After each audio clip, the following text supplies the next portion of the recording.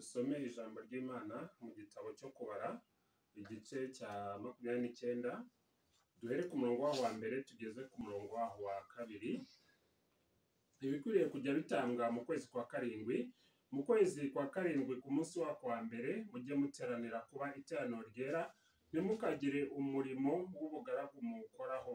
Uwo munsi ubabere wo kuvuza amahembe, mujye muwutambaho ibitambo byoswa by'umubabwe w'umuriro w'iteka neza, by'ikimasa cy'umusore n'isekurume y'intama n'abana b'intama b'amasekurume 7 bataramara umwaka bidafite inenge. Imana ishimwe cyane kubwo ijambo ry'uyu munsi.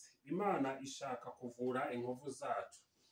Imana ishaka kuvura inkovu zacu. Ndashima Imana rero kandi dushima Imana aho turi hose, kandi mu bibaho byose duhore dushima kuko Imana irabizi. Imana irabizi. Iki ni icyumweru cya nyuma cy'ukwezi kwa mbere, kandi mu kwezi kwa mbere Imana yagiye ikomeza kuduha ibisubizo bijyanye no gushaka kwayo, ibisubizo bijyanye n'ijambo ryayo.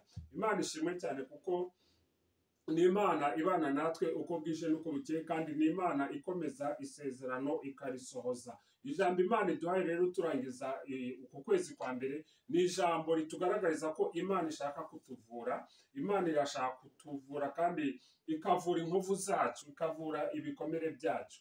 Ku munsi nk'uyu nguyu n'ubundi nkuko twakundaga kuba duteranye turi benshi cyane cyane, ndetse turazirikana abanyeshuri bajyaga bakunda kudufasha mu mwanya nk'uyu nguyu mu buryo bw'indirimbo zo ku cyumweru. Muri uyu munsi bari ku mashuri yabo, bamaze amezi 2, kandi n'ubundi bazamara andi mezi 2 mbere yuko bagaruka mu kiruhuko. Dukomeze kubasengera no kubazirikana, kandi dukomeze kubasabira umugisha ku Mana. Imana ishaka kutuvura kandi ikadukiza inkovu zacu n'ibikomere. Imana ishimwe cyane.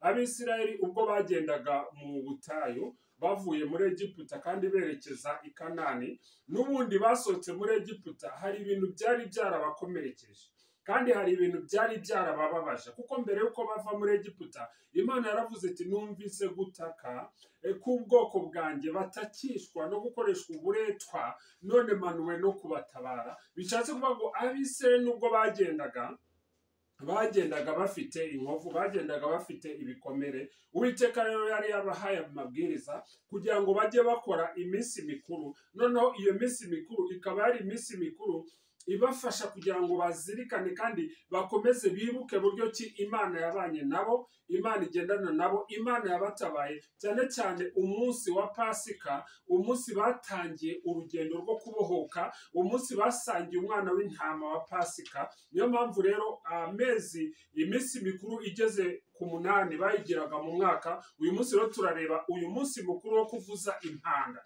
Uyu munsi mukuru bavuzaga impanda, bagahera mu gitondo bakageza nimugoroba, bagahamagara abantu bose bakaza mu iteraniro. Imana ishimwe cyane kuko iduhaye ijambo nk'uyu munsi, kandi ni umunsi w'amateraniro, ni umunsi turi imbere y'Imana.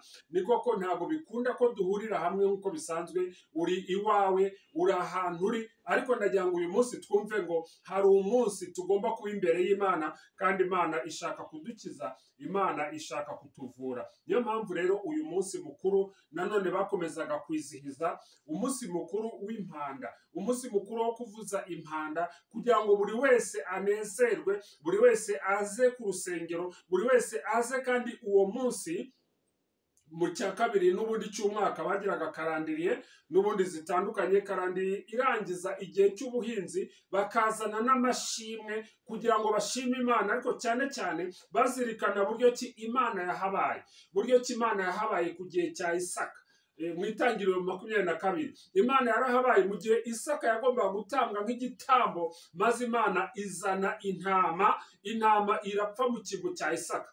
Ku munsi nk'uyu nguyu rero, umunsi mukuru w'impanda, wari umunsi wo kugira ngo n'abavutse nyuma n'abatari bafite izo nkuru bamenye ko Imana ari Imana itabara kandi idukirisha uburyo bw'umwana w'intama. Maze uwo munsi bagatekereza ku gihe cya Isaka na Aburahamu, ariwe sekuruza w'Abisirayeli, sekuruza w'abizera natwe ubwacu, kandi bigatuma noneho batekereza ku mwana w'intama w'Imana ari we Mesiya wagombaga kuzaza. Imana ishimwe cyane. Uyu wari umunsi mukuru kandi ushimishije, buri wese yagombaga kumva amajwi y'impanda maze bagahurira imbere y'Imana mu buturo bwera. Uyu munsi turi imbere y'Imana nubwo tutateraniye hamwe, nubwo tutabashije guhura, ariko ndashima Imana yuko uri n'iwawe wasobanukiwe ko uyu munsi n'ubundi wajya kugira akanya ko kuba imbere y'Imana, kandi n'ubundi ukaba ukomeje gusenga no kumva ijambo ry'Imana. Abisirayeli bakomezaga kugenda bibuka kandi bazirikana, reka nkubwire ngo bakanamenyesha abana babo, kugira ngo abana babo bazamenyeshe n'abandi bana bazavuka hanyuma. Imana ishimwe cyane rero, kandi ni ukuri Imana ihabwa icyubahiro kubw'umwana w'intama wa Pasika, ari we Kristo waje kugira ngo aducungure kandi adukize. Niyo mpamvu ku munsi nk'uyu nguyu w'icyumweru ni ngombwa cyane gutega amatwi impanda, ni ngombwa cyane gutega amatwi ijwi rikubwira ngo uze imbere y'Imana. Abisirayeli bagombaga kugenda batera intambwe kandi bazirikana iby'Imana ibakorera. Yesu Kristo rero ari we mwana w'intama tugomba gutekerezaho uyu munsi wa none, ngo ijwi rivugira mu ijuru ngo nguyu mwana w'intama nkunda kandi nkamwishimira mu mwumvire. Yohana Umubatiza nawe ubwo yari ari mu murimo we wo kubatiza abwiriza ubutumwa bwiza bwo kwihana, ati dore umwana w'intama w'Imana uvanaho ibyaha by'abari mu isi. Ubu ni we Kristo. Imana ishimwe cyane rero, kuko umwami wacu yabanye natwe muri uku kwezi kwa mbere, kandi turakurangije. Birashoboka ko wanyuze mu bikomeye, birashoboka ko hari ibyagukomerekeje, ariko uyu munsi ubutumwa bwiza, inkuru nziza ivuye ku Mana irashaka kukuvura inkovu zawe. Imana ishimwe cyane. Akenshi rero tunyura mu ngorane, kandi ingorane ziradukomeretsa, ibibazo bidusigira inkovu. Burya rero inkovu, iyo urebye usanga ko inkovu igusobanurira yuko hari uburyo ki wahuye n'ingorane mu mateka yatambutse, cyangwa se ikintu cyakubabaje kikagusigira inkovu ku mubiri. Inkovu kandi nanone ikatwibutsa yuko tutagomba gusubira mu makosa, kuko hari inkovu iterwa n'uburangare, ukarangara ugakomereka, bityo iyo nkovu ikakwibutsa ko cyagiye wakomeretse kuko warangaye. Inkovu kandi itwibutsa neza yuko hari icyo tugomba gukora. Hari inkovu ituruka ku kazi ukora. Reka mbabwire ngo hari n'inkovu itagaragarira amaso. Burya ururimi, mu ngingo Imana yaduhaye, ururimi burya rukunda gukomereka. Umuntu akiruma kenshi cyane, ariko biratangaje ko ururimi nta nkovu rugira. Haleluya. Nuvuga ngo iyi nkovu, Yosefu ubwo yagurishwaga n'abavandimwe be, ntabwo ibyo byamuteye inkovu. Nuvuga ngo Yosefu yari afite ubudahangarwa bwo kudakomereka, nubwo yabaga yabeshyewe, nubwo yabaga yagurishijwe, ariko yari ameze nk'inyama y'ururimi ikomeza guhura n'ingorane iri hagati y'amenyo, ariko ntigaragaze inkovu na gatoya. Ngwesheje umugisha mu izina rya Yesu, kugira ngo uyu munsi turangiza ukwezi kwa mbere twe kugira ibikomere dufata, twe kugira inkovu tugomba kubona yuko zitwibutsa ibyatubayeho bitubabaza, biduheza mu gahinda, ahubwo twumve ko Imana yacu ari Imana ituvura inkovu zacu. Kuki rero ari ngombwa yuko duhamagarirwa babiri cyangwa batatu kuba imbere y'Imana ku munsi nk'uyu nguyu? Ese waba warigeze gukomereka? Hari ikintu cyagukomerekeje, wenda ku mubiri cyangwa ku mutima? Ese wigeze usatira urupfu, ukabona urupfu rurakwegereye cyane? Ndagira ngo nkubwire ngo uyu munsi ni ngombwa ko tuba imbere y'Imana nk'ibyaremwe bishya. Imana ishimwe cyane. Dutekereza kuri ijambo ryo kuvurwa inkovu rero, reka twibaze ku mpamvu eshatu n'inzira Imana ikoresha kugira ngo ituvure kandi ibashe kudukiza. Uburyo bwa mbere, ijambo ry'Imana riratuvura. Ijambo ry'Imana riratuvura. Reka nkubwire ngo kugira ngo tuvurwe mu buryo shingiro, kandi niba hari naho ugomba gukira cyangwa hari ugomba kuvuza, ugukira mu buryo shingiro ni ukwakira Yesu. Umwami Yesu ati mpagaze ku rugi ndakomanga, umuntu niyumva ijwi ryanjye agakinga urugi, nzinjira iwe dusangire. Iyo Umwami Yesu yinjiye, uba ubashije kwakira ugukira mu buryo shingiro, mu buryo bw'ifatizo. Noneho ukundi gukira kugakurikiraho, ariko babashije kwakira agakiza. Ijambo ry'Imana rero ni ngombwa. Iyo ijambo ry'Imana ryinjiye muri twebwe rigahinguranya mu misokoro, rikatwubaka mu mutima wacu, n'ubundi uko nguko niko gukira. Dukizwa n'ijambo ry'Imana. Niyo mpamvu ku munsi nk'uyu nguyu tudashobora kwibuza kwakira no kumva ijambo ry'Imana. Kandi iyo twemereye ijambo ry'Imana rigakora umurimo waryo mu bugingo bwacu, n'ubundi duhinduka ibyaremwe bishya. Imana ishimwe cyane. Reka nkubwire rero ngo niyo waba ufite inkovu, umenye ngo iyo nkovu irakwibutsa yuko Imana ikiza. Imana ishimwe cyane. Kuko mbere yuko iba inkovu ibanza kuba igikomere. Noneho kwa kuboko gukiza kw'Imana kukaza kukagukoraho kukagukiza. Noneho wareba iyo nkovu yawe ukabona ko Imana igira neza kandi Imana idukiza. Imana ishimwe cyane. Niyo mpamvu rero duhamagarirwa kuba ibyaremwe bishya. Uyu munsi aho twasomye ngo mujye muteranira kuba iteraniro ryera.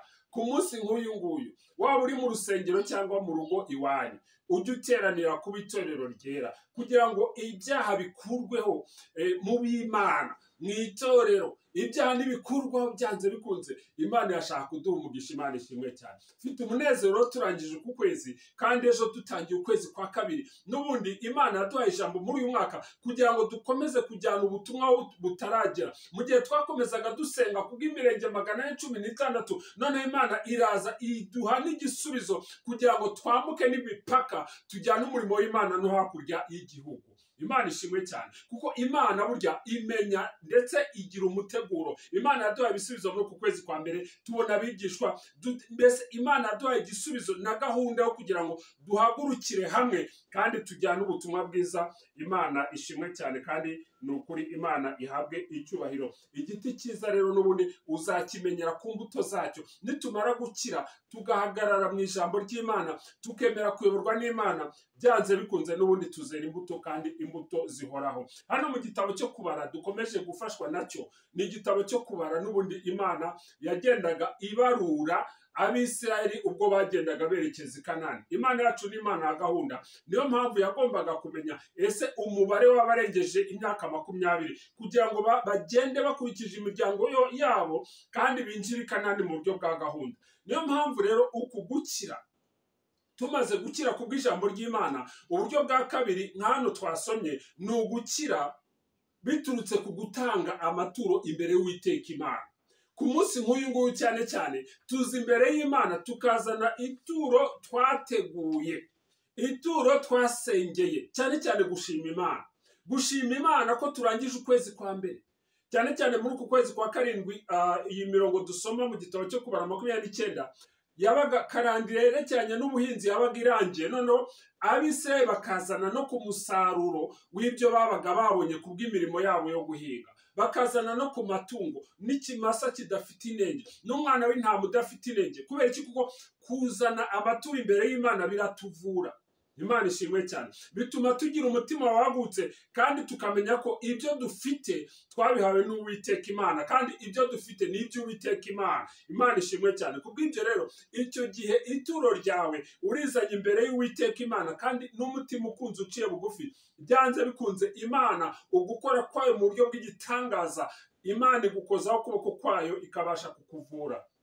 Bityo rero tukaza imbere y'Imana n'umutima uciye bugufi, kandi duhamya ibyo dutunze ni ibyawe Mana. Haleluya. Umunsi nk'uyu rero tugomba kuza tukaza imbere y'Imana kandi tuyishimira n'ibyo yadukoreye. Uburyo bwa gatatu Imana ishaka kudukiza no kutuvura, gusenga Imana nabyo biratuvura.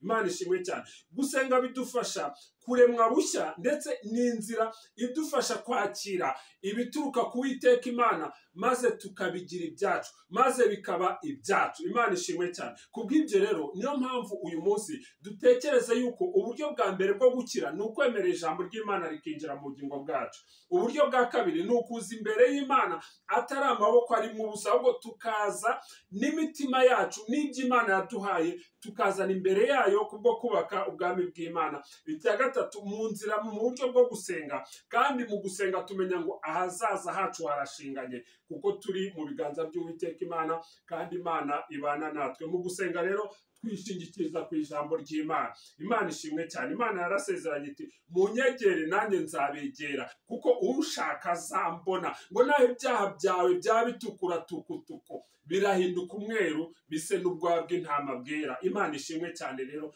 kubwo izo nzira eshatu ishaka gukoresha, mbese twambuka twinjira mu kwezi kwa kabiri, kugira ngo twumve ko Imana irashaka kudukiza. Irashaka kudukiza indwara, irashaka kudukiza ibikomere, irashaka no kutuvura inkovu. Dufite ukwizera rero, turagomba gukomeza mu izina rya Yesu Kristo. Kwizera rero ni ukuvuga ngo ni ukwemera ko Yesu ahagije kugira ngo tubone agakiza. Ni ukwizera ko Yesu ashobora byose. Ni ukwizera ko umunezero wacu ushingiye kuri Kristo, kandi tukizera ngo ahazaza hacu hari mu biganza by'Uwiteka Imana. Imana ishimwe cyane, kandi dufate uko kwizera maze tubashe gukomeza kwinjira muri gahunda Imana duteganyiriza mu kwezi kwa kabiri. Tugire uko kwizera yuko Imana ije kutuvura, kandi dufashe Kristo yuko adufitiye ahazaza. Kubw'ibyo nta mpamvu yo kugira ubwoba, ahubwo mureke tugire n'ubundi amateraniro yera, amateraniro yeshejwe turi imbere y'Imana. Nyuma y'amateraniro rero turagomba gufata ijambo ry'Imana, tugafata ukwizera, maze tukagenda hariya hanze mu mirenge 416, tukagenda no hakurya y'igihugu mu mahanga, tukajyana ubutumwa bwiza n'ijambo ry'Imana. Bityo Imana yiteguye kuguha igisubizo nk'icyo yahaye Yosuwa, igisubizo cyo kugera imbere ya Yorodani ukabona icitsemo kabiri, igisubizo cyo kubona inkuta za Yeriko zari ziri imbere yawe zikubita hasi, maze ukisanga mu gihugu cy'isezerano. Dusenga Imana. Uwiteka Mana, mu izina rya Yesu ushimwe uhimbazwa habwe icyubahiro. Ni wowe Mana y'agakiza kacu, kandi urashaka kutuvura. Uwiteka Mana, uzi ibyo buri umwe yanyuzemo. Ndagushima kubwo kurangiza uku kwezi kwa mbere, maze Mana uvure buri wese urwaye, tugendanye nawe mu ijambo ry'uyu munsi. Mana, no kubw'isezerano ryawe, ufite ibikomere ubashe kumuvura. Uwiteka Mana ishobora byose, kubw'ijambo ryawe, ndetse no kubwo gusenga, no kubwo kuzana amaturo yishimwe n'andi yose n'umutima wacu imbere yawe, kugira ngo tugire neza, maze ukwezi kwa kabiri uzabashe kudukoresha mu kwagura ubwami bwawe. Habwa icyubahiro Mana yacu, uhereye none ukageza n'iteka ryose, mu izina rya Yesu Kristo umukiza wacu. Amen.